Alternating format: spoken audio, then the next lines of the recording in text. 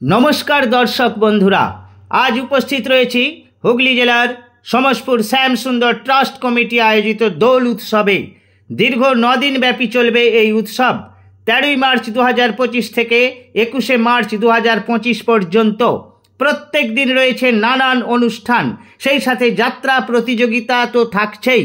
3রা চৈত্র सोमवार থেকে শুরু হবে যাত্রা प्रतियोगिता। प्रति বছরের ন্যায় এবছরও এই কমিটি যাত্রা প্রতিযোগিতার বিচারক হিসেবে আমাকে মনোনীত করেছেন।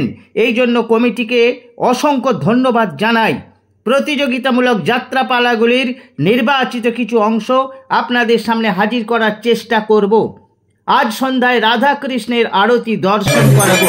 ট্রাস্ট কমিটির সদস্যদের সংক্ষিপ্ত বক্তব্য শোনাবো। সেই বক্তব্য শুনুন, রাধা কৃষ্ণের আরতি দেখতে থাকুন।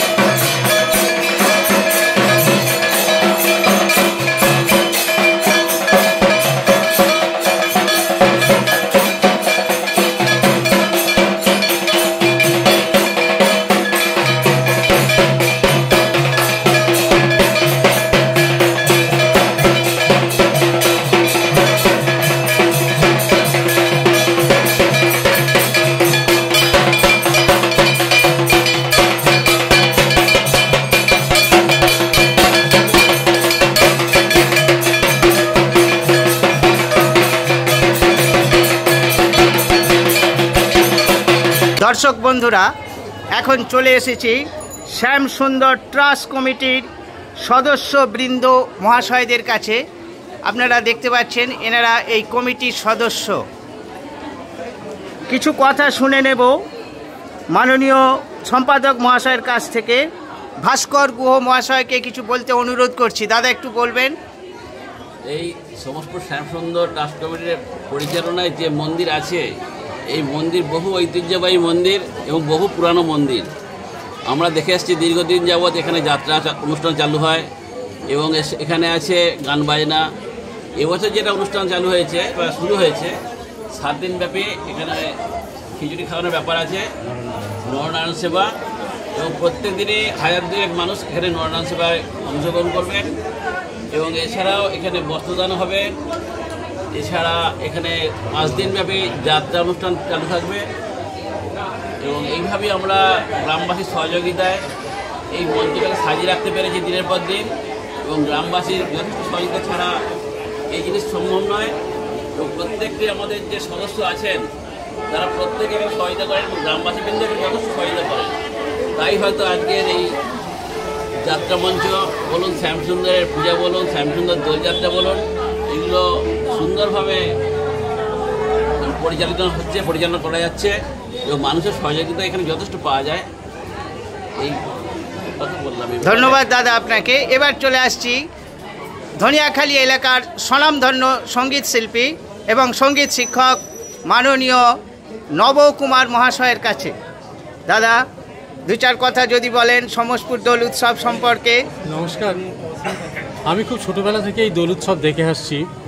মানে এই শ্যামসুন্দর মন্দিরতলায় আমার জন্ম, মানে সাংস্কৃতিক যে জন্ম, আমার গান এখান থেকে তৈরি হয়েছে। শ্রদ্ধেয় নাট্যকার গৌরচন্দ্র ভট্ট ছিলেন, আমার গুরু শিবকালী দাস ছিলেন, তারা আজকে নেই। তাদের উত্তরসূরিরা যেমন ভাস্কর, তরুণ, ওই রমেন, এই নীলমণি ঘর এখানে উপস্থিত আছে। এরা সবাই মিলে গোটা গ্রামকে নিয়ে অনুষ্ঠানটা করে চলেছে। আমি আপ্লুত, আমার খুব ভালো লাগছে।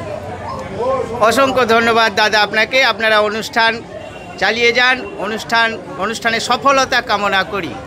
চলে এলাম সমসপুরের স্বনামধন্য সঙ্গীত শিল্পী এবং সঙ্গীত শিক্ষক মাননীয় অসীম বাবুর কাছে। ওনার মুখ থেকে কিছু কথা শুনে নেব।